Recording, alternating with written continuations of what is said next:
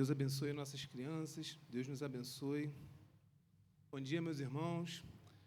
Palavra de Deus, carta de Judas.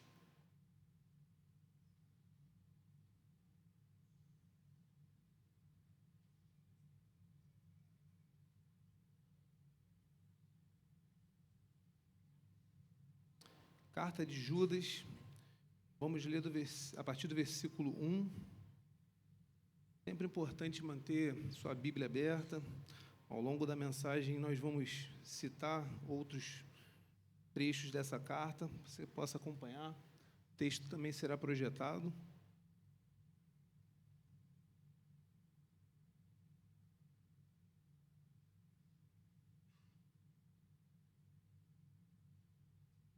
Diz assim: Judas, servo de Jesus Cristo, irmão de Tiago, aos que foram chamados, amados por Deus Pai e guardados por Jesus Cristo, misericórdia, paz e amor lhes sejam multiplicados. Amados, embora eu estivesse muito ansioso para lhes escrever acerca da salvação que compartilhamos, senti que era necessário escrever-lhes insistindo que batalhassem pela fé, de uma vez por todas, confiada aos santos. Pois certos homens, cuja condenação já estava sentenciada há muito tempo, infiltraram-se dissimuladamente no meio de vocês. Estes são ímpios e transformam a graça de nosso Senhor, a graça de nosso Deus em libertinagem e negam Jesus Cristo, nosso único, soberano e Senhor. Amém. Os nossos ciclos sociais, seja no almoço em família, seja no trabalho, seja numa roda de amigos, aquele papo leve, descontraído. Quem nunca enfrentou aquele momento que alguém, para defender, para batalhar por uma posição, pesa o clima? Pessoa de todas as maneiras tenta defender a sua ideia, quer se colocar como certo, e aquele ambiente, que às vezes é um ambiente gostoso, um ambiente de comunhão, um bate-papo sadio, se torna um ambiente pesado, se torna um ambiente de guerra, um ambiente onde que a busca pela razão se torna mais importante do que a comunhão. Muitas vezes essa batalha que as pessoas fazem, muitas vezes essa batalha que eu faço, que você faz em busca da razão, são por motivos equivocados, são por motivos muitas vezes contrários à palavra de Deus. Isso acontece com certa frequência, ainda mais em momentos tão críticos, polarizados que nós vivemos. As opiniões políticas, os debates sobre futebol sempre geram uma razão que alguém quer defender a todo custo, com a própria vida. E interessante quando a gente olha para essa carta de Judas, essa carta é um texto que me chama muita atenção há algum tempo, a gente vê que esse tipo de comportamento, quando ele se manifesta dentro da igreja, na nossa vida espiritual, é algo que Judas está denunciando ali especificamente. Ele inicia a carta aqui de uma maneira interessante, ele diz que ele queria escrever sobre a nossa salvação comum. É como se ele estivesse falando, olha, eu queria escrever um livro aqui, eu queria fazer um texto para edificar vocês a respeito desse tema. Porém, algumas coisas que estão acontecendo aí por causa de homens, falsos profetas que foram infiltrados no meio de vocês, ímpios que estão agindo de uma forma errada, eu não vou poder escrever sobre isso. Então, nós vamos ter que tratar aqui desse tema, nós vamos ter que falar a respeito da nossa batalha pela fé.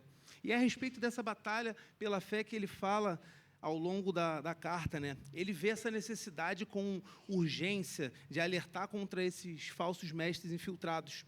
Esses homens, eles criavam um ambiente irreverente, sem submissão, espalhando dúvidas, divisões, cinismos, motivados somente pela avareza e pela cobiça, agindo de forma totalmente arrogante.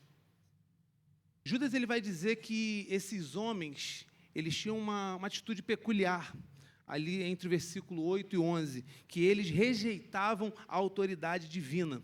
Ao invés deles se submeterem à palavra de Deus e à autoridade, os ensinos apostólicos que estavam edificando a igreja, eles colocavam as suas próprias ideias acima das Escrituras.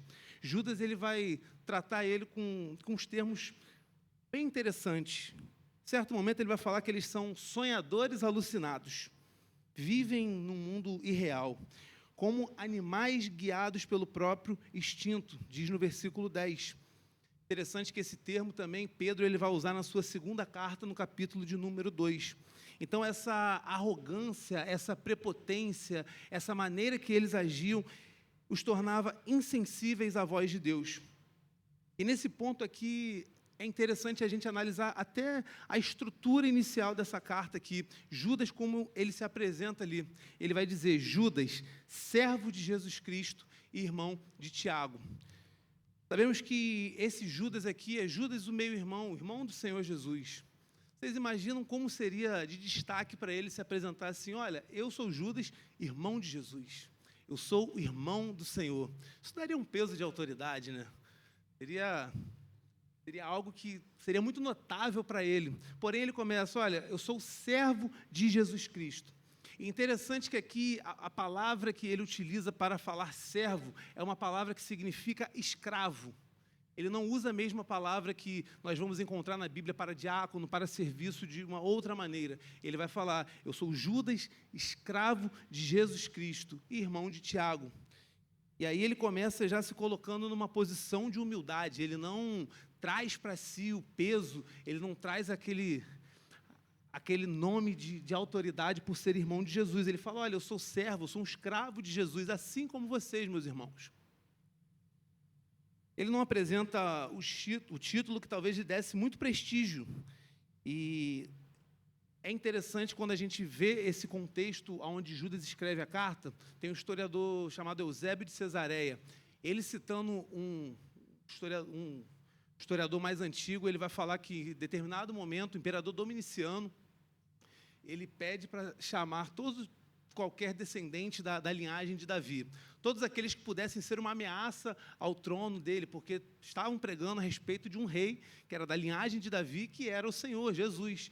Então, ele diz que foram chamados diante dele os netos de Judas, porque eles queriam exterminar qualquer tipo de ameaça ao seu trono, acabar com essa linhagem real. Porém, seus netos chegam diante dele lá, né, conta esse historiador, e nesse momento que eles se apresentam, que Dominiciano queria ver essa linhagem de Davi, esses postulantes ao trono, eles mostram as suas mãos calejadas, como trabalhadores pobres, trabalhadores que trabalhavam nos serviços pesados, não pareciam ser ali uma ameaça. E quando eles são questionados a respeito desse reino, né, desse reino que eles seriam postulantes ao trono, eles vão falar: olha, o reino que nós esperamos não é um reino desse mundo, não é um reino material, não é um reino que está disputando esse trono, é um reino futuro do nosso Senhor Jesus. A partir dali, Dominiciano vê que não é mais importante, ele vê que não é um tipo de ameaça para o seu trono, e alguns dizem que acabou a perseguição institucionalizada aos cristãos naquele momento.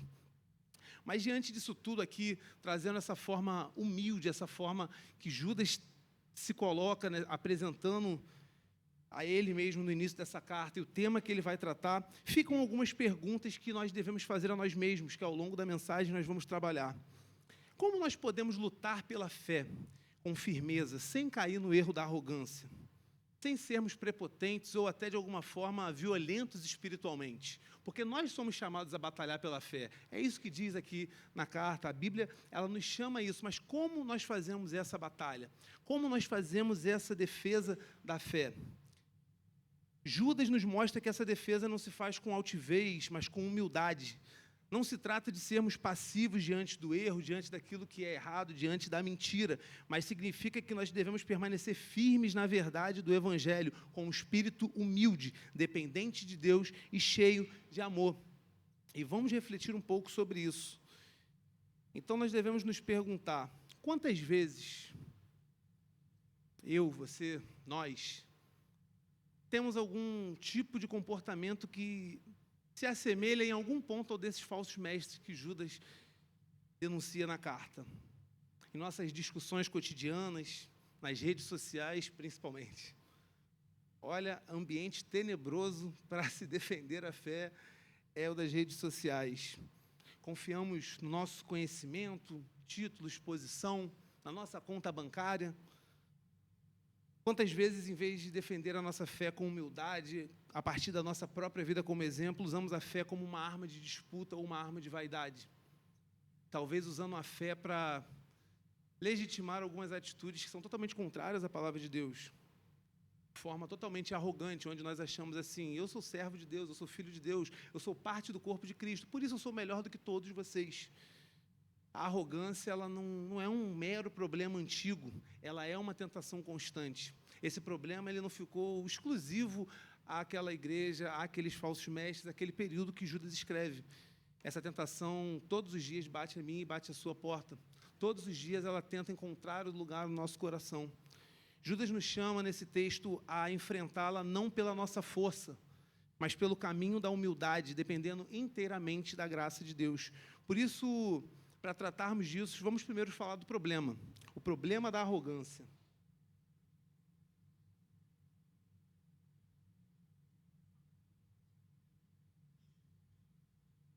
De diversas maneiras, a arrogância ela se manifesta na nossa vida, na sociedade. Podemos observá-la quando falamos do ambiente religioso, quando líderes, cristãos em geral, em nome de uma sã doutrina, em nome de uma razão, desdenham de outros irmãos. Quando eles começam a querer falar, olha, a minha teologia, a minha maneira de cultuar é a maneira certa, vocês estão totalmente errados, vocês são tudo herege. É a palavra que o povo gosta de usar, vocês não são de Deus. Olha, isso aí não é dessa forma. Nos julgamos mais igreja, nos julgamos mais crentes, nos julgamos tão sábios, tão retos, tão moralmente corretos. Somos o exemplo da sociedade. Quando nas redes sociais, então, se torna aquele palco de disputas, né, onde a razão, a curtida, o compartilhamento vale mais do que o amor, vale mais do que a boa conduta, vale mais do que a aparência de humildade, a piedade, o mesmo no cotidiano, isso no nosso trabalho, na família, quando sentimos a necessidade de termos sempre a última palavra, de contrariar o senso comum. E isso parece que virou uma moda em nossos dias, né? Desconstruir. A gente sempre quer ser desconstruído, a gente sempre quer ter algo diferente. E, principalmente nós, como igreja, cristãos, às vezes, taxamos tudo como religiosidade. Curioso que algumas coisas que nós falamos, algumas pessoas até que nós atacamos, até de forma velada como religiosas, às vezes são muito mais piedosas do que nós. Às vezes têm uma maneira diferente, assim, só que oram muito mais do que nós, ajudam muito mais o próximo do que nós.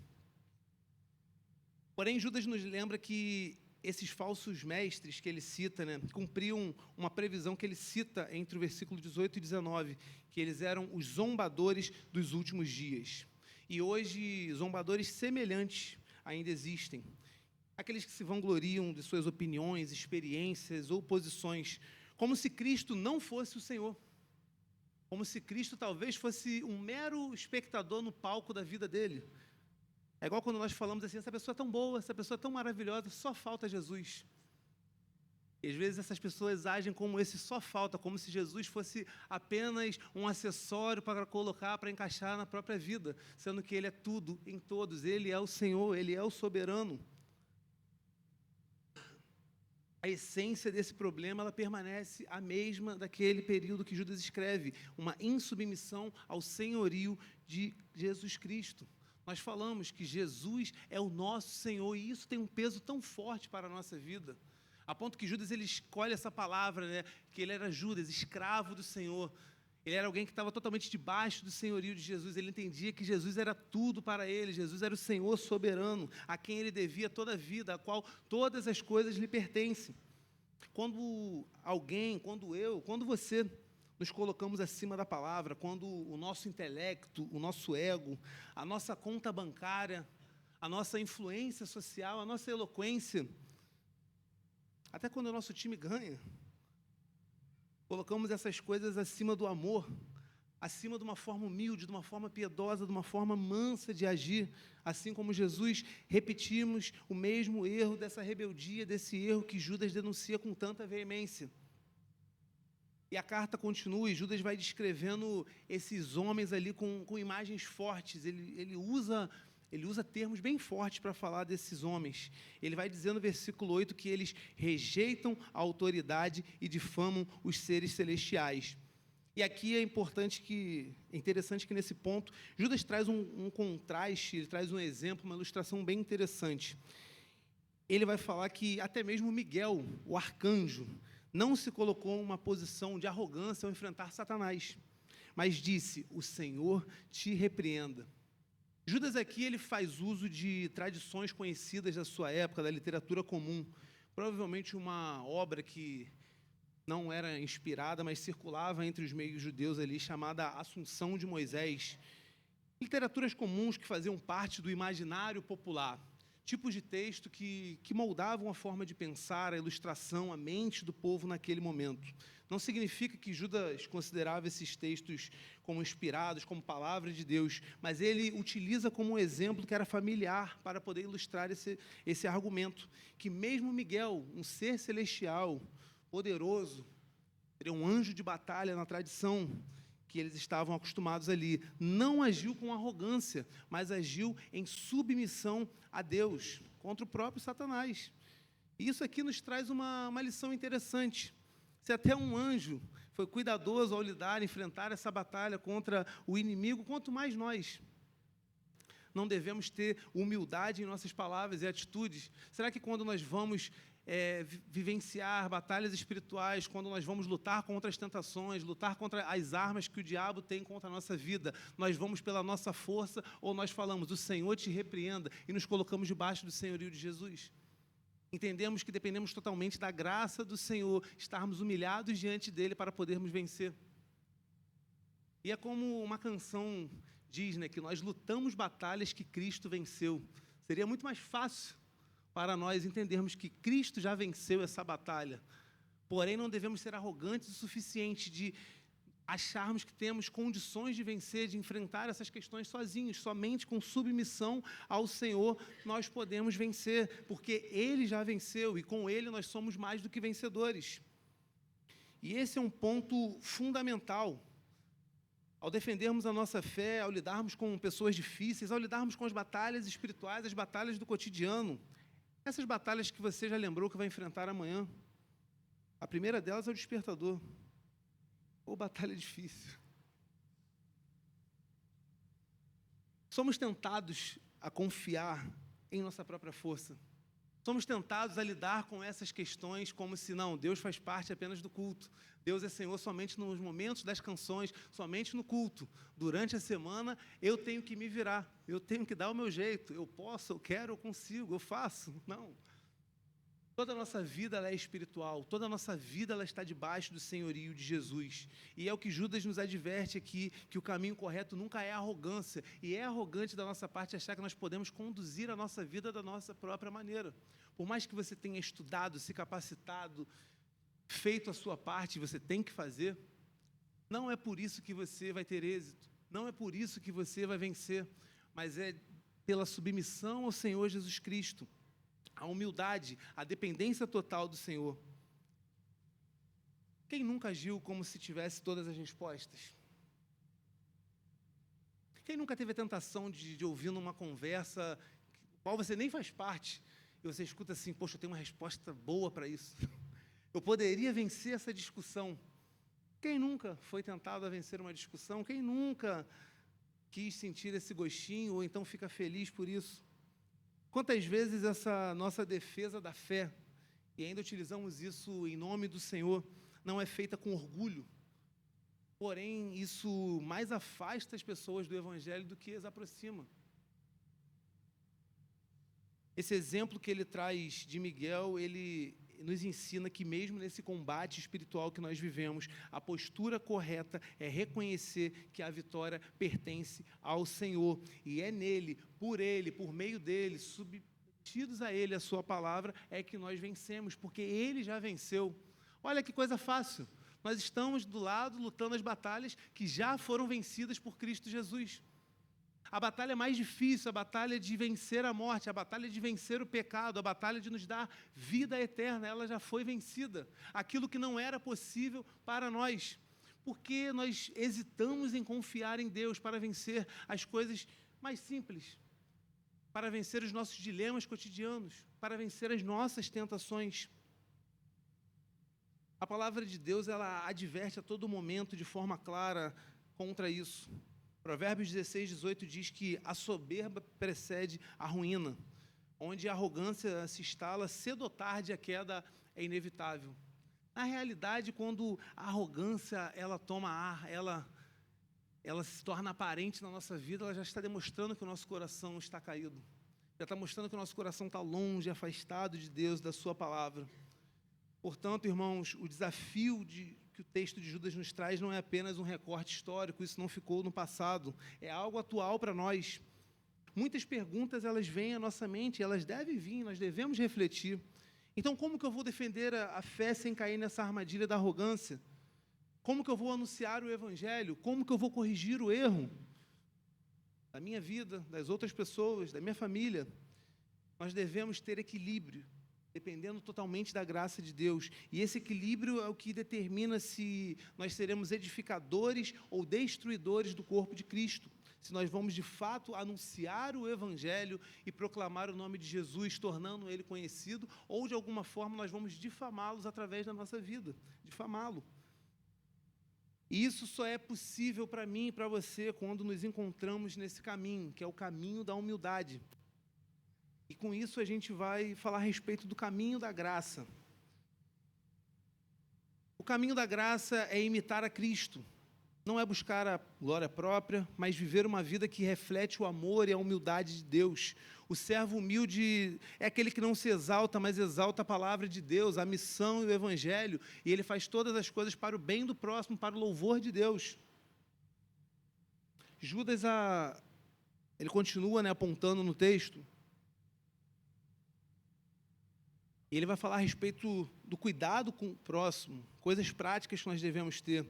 Ele vai dizer que aqueles que foram levados à dúvida precisam de misericórdia.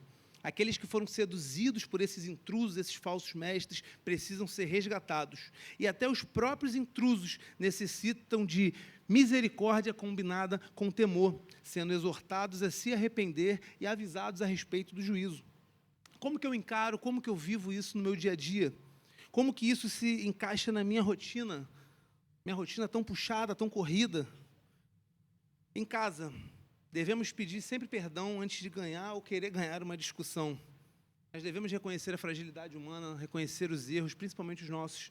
O perdão sempre vai ser o melhor caminho para demonstrarmos essa humildade. Na igreja, nós precisamos servir nas funções que nós julgamos como pequenas. Há muito trabalho a ser feito na igreja. Há muita coisa para além dos lugares que alguns têm como destaque.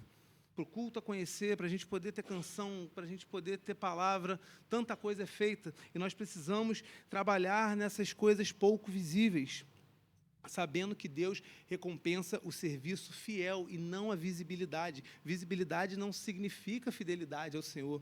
Às vezes até o contrário. No trabalho, nós não devemos usar a autoridade ou a nossa influência para difamar as pessoas, para puxar o tapete de ninguém, aquela ganância de querer ser mais, derrubando as outras pessoas. Porém, nós devemos edificar, nós devemos ser humildes, nós devemos ajudar o próximo, nós devemos atuar com sabedoria, demonstrando a vida de Deus ali naquele ambiente. Nas redes sociais, se possível, não use, mas brincadeiras à parte, nós devemos dialogar com verdade e respeito. E uma coisa que eu tenho aprendido é que você não precisa, eu não preciso responder os questionamentos da internet. Tem muita coisa a ser feita na vida real. Tem muita gente do nosso lado que precisa de acolhimento, que precisa de uma palavra, que precisa de oração, de cuidado, de ajuda, que não sobra tempo para a gente ficar debatendo na internet. Às vezes eu olho algumas coisas assim, eu vejo vários textões, eu falo assim, gente, me dá preguiça de ler. E aí eu uso até aquela dupla sertaneja, nem li, nem lerei. Isso não adianta muita coisa. Porém, nós devemos evitar ali nesse meio tão complicado de que a razão se torne um instrumento de arrogância, a tentação de ganhar debate. Na nossa mente, no nosso coração, na nossa vida, nós devemos cultivar uma dependência total, diária a Deus, lembrando que toda a sabedoria, toda a capacidade, que a vitória que nós precisamos para o nosso dia a dia vem dEle, somente dEle. A mensagem de Judas, ela vai além do contexto ali do primeiro século, como nós já falamos. E ele fala ali a uma comunidade judaico-cristã que conhecia as histórias do Êxodo. Então, ele vai citar ali Caim, Balaão, Coré. Ele usa o exemplo de vários vilões da Bíblia, de vários homens que agiram contrários à palavra de Deus ali. E ele usa essas figuras para poder alertar o povo a respeito desses falsos mestres. E nós também precisamos internalizar e viver essa verdade de humildade diante de Deus e um amor ativo, intencional ao próximo. Principalmente quando esse próximo irrita a gente. Principalmente quando nós achamos que esse próximo está errado, aí que ele precisa ainda mais do nosso amor. Talvez não do nosso sermão, mas do nosso amor. Precisa mais de uma mão estendida do que um dedo apontado. E isso, mais uma vez, repito, não é termos passividade diante do erro, não é passar a mão para alguém que errou. Mas qual que é a forma que nós temos de expressar o amor de Deus e o Evangelho? É pelo perdão, é pelo acolhimento, é pela inclusão. Então, somente através disso as pessoas vão ser transformadas, as pessoas vão ser verdadeiramente acolhidas. E com humildade, juntos, submetidos diante de Deus e a sua palavra, é que nós vamos ver transformação na nossa vida e na vida dessas pessoas. E o verdadeiro combate da fé é feito dessa maneira, não pela prepotência, mas pela edificação diária, pelo coração, pelo amor que constrói e pela esperança que mantém o coração voltado para a misericórdia de Cristo. Quem anda por esse caminho, pelo caminho da graça, age com firmeza, mas sem arrogância.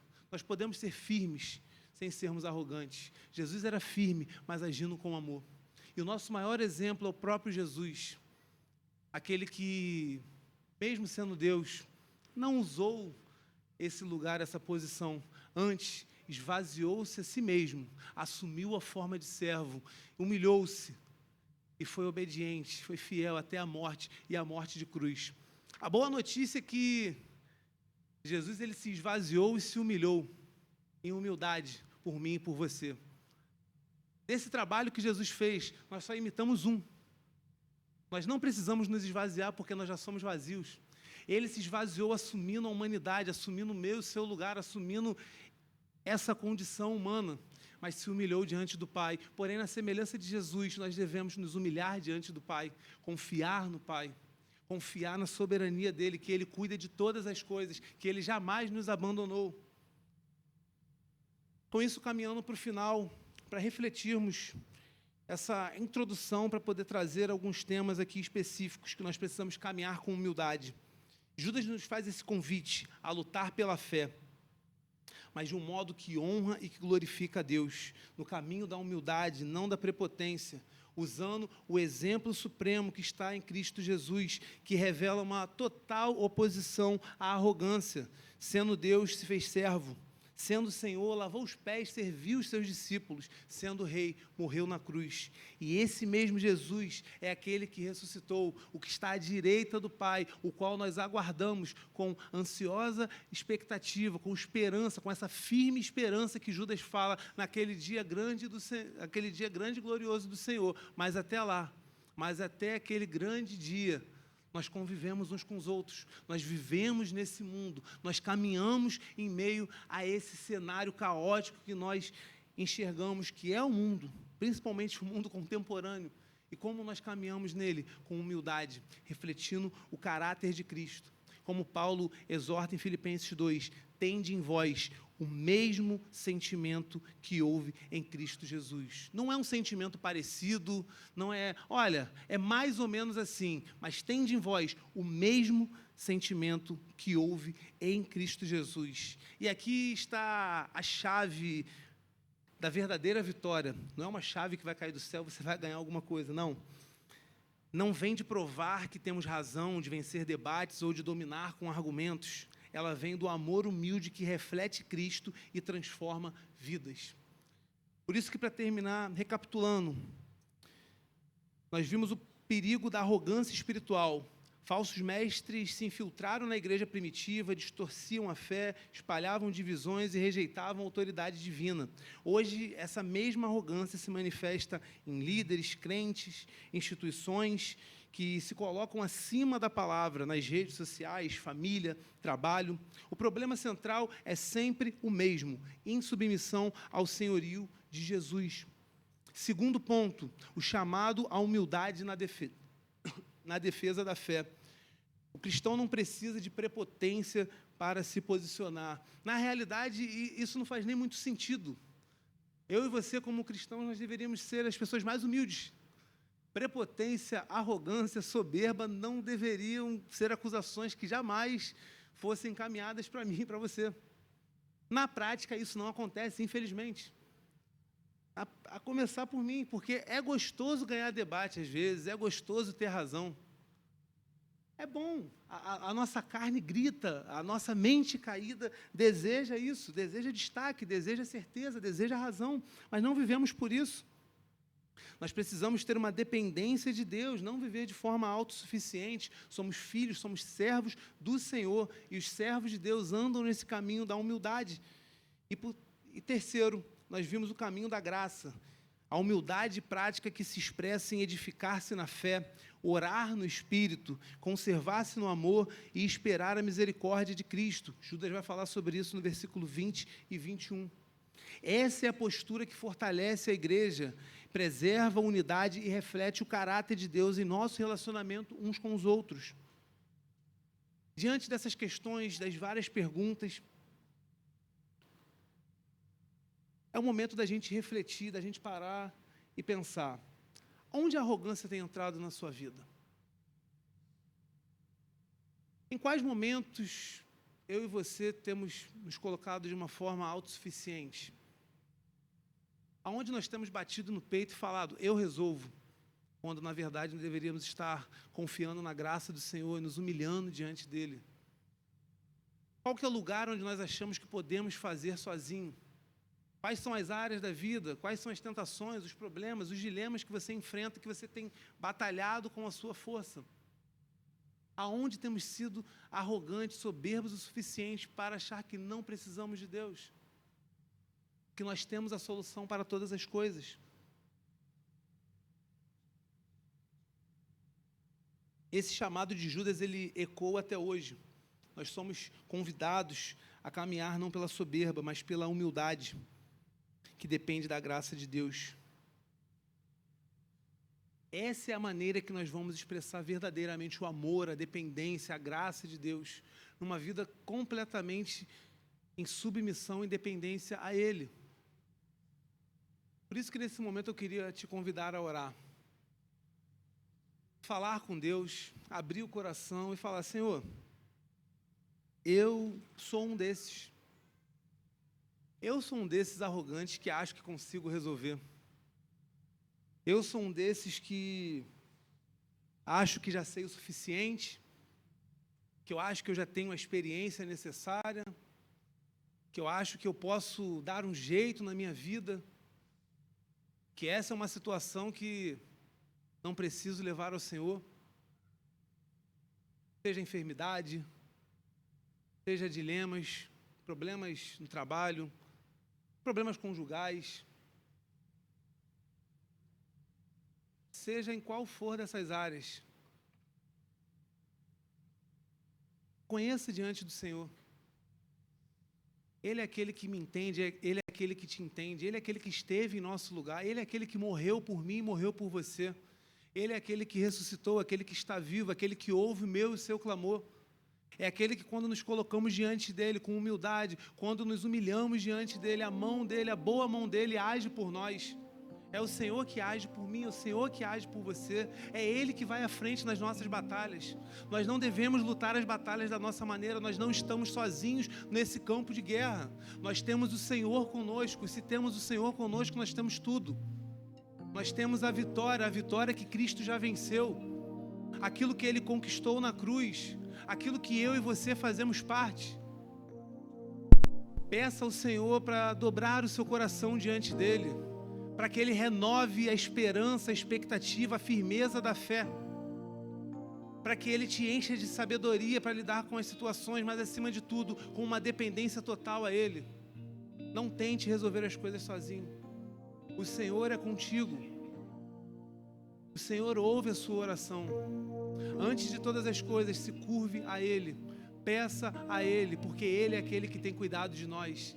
Ele é aquele que não nos desampara. Ele é aquele que está conosco todos os dias até a consumação do século. E Ele é aquele que é fiel para cumprir a sua palavra. Ele é aquele que nos acolhe nas nossas dores, nas nossas tentações, nas nossas fraquezas e nos transforma. Ele é aquele que nos deu o seu Espírito. Seu Espírito que nos guia em todas as coisas. Seu Espírito que nos dá sabedoria. Seu Espírito que nos dá discernimento, que nos renova dia após dia.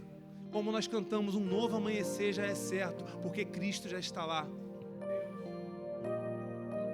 Pai, nos achegamos a Ti. Nos rendemos ao Senhor porque o Senhor é bom. Nos rendemos ao Senhor porque o Senhor tem cuidado de nós. Nos rendemos ao Senhor porque o Senhor é o nosso Rei. O Senhor é o soberano. O Senhor é aquele que perdoou os nossos pecados. O Senhor é aquele que nos resgatou das trevas e nos deu vida.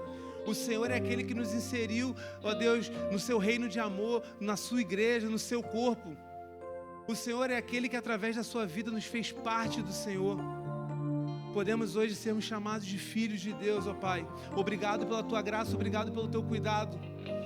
Por isso, Senhor, essa manhã nós colocamos diante de Ti as nossas aflições, são tantas.